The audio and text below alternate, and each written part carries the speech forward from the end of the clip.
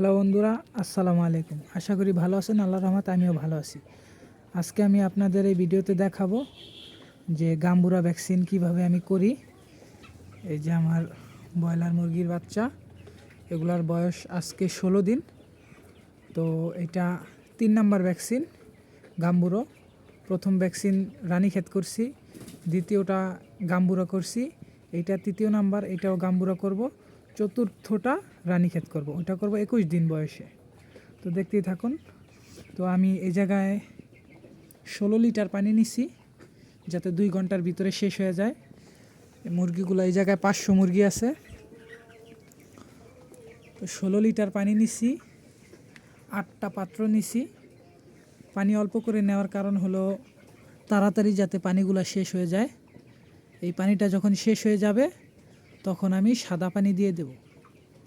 তো ভ্যাকসিনটা যখন মুরগিতে খায় তখন মুরগির শরীরে প্রচুর পরিমাণে হিট চলে আসে। তো এটার পরে আর অন্য কোনো ওষুধ মিলায়া খাওয়ানো ঠিক হয় না, ঠিক হবে না। এই কারণে সাদা পানি খাওয়া দিবেন। এটা 500 মুরগির ভ্যাকসিন। তো আপনারা ভ্যাকসিনটা খুলবেন পানির ভিতরে দিয়ে, তারপরে মুখটা খুলবেন।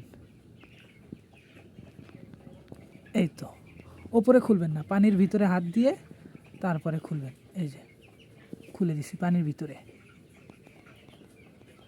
যাতে বাইরের দূষিত বাতাসটা যাতে ভ্যাকসিনকে স্পর্শ করতে না পারে।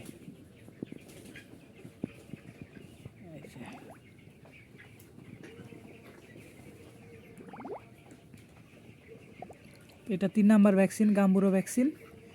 এই শিশিগুলো আপনারা মাটির নিচে পুঁতে দেবেন পরবর্তীতে। এই যে ভ্যাকসিন, এগুলো একসাথে রাখলাম। এবার পানিটা সুন্দরভাবে মিক্স করে দেব। তা আমার সাথেই থাকুন, কিভাবে গাম্বুরো ভ্যাকসিন করি আমি দেখাই আপনাদের।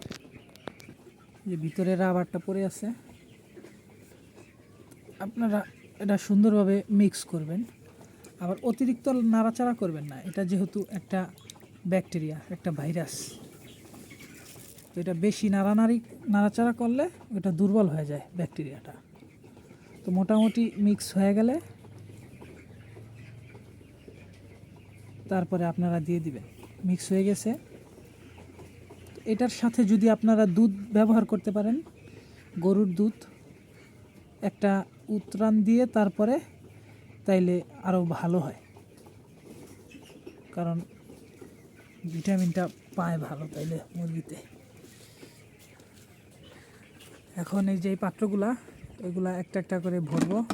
এই যে মাপ, এটা হলো ছোট পাত্র, এটার একটা করে দিয়ে দেবো এই বড় পাত্রতে।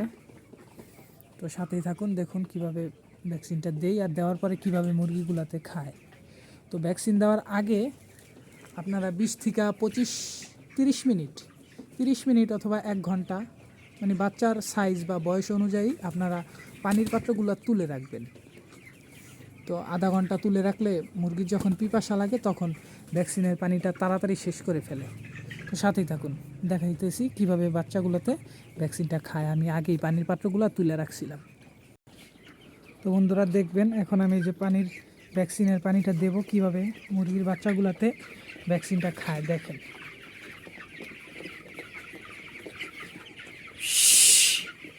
বিসমিল্লাহ, মারামারি বাজায় দেবো দেখেন। আর নিয়ে আসতেছি, এগুলা ঘুমাইতেছে, তো ঘুম ভাঙা দিতে এগুলা সবগুলার। তো মাশাআল্লাহ দেখতেই পাচ্ছেন যে কীভাবে পানিগুলা খাইতেছে, এই যে দেখেন। তো ভ্যাকসিন দেওয়ার আগে আপনারা 1 ঘন্টা আগে যদি পানির পাত্রগুলো তুলে রাখেন, তাহলে খুব সহজেই সবগুলা মুরগিতে ভ্যাকসিনটা পাবে।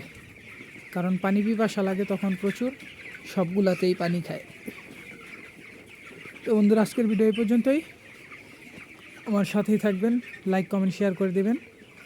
ভিডিওটা ভালো লাগলে সাবস্ক্রাইব করে দেবেন অবশ্যই।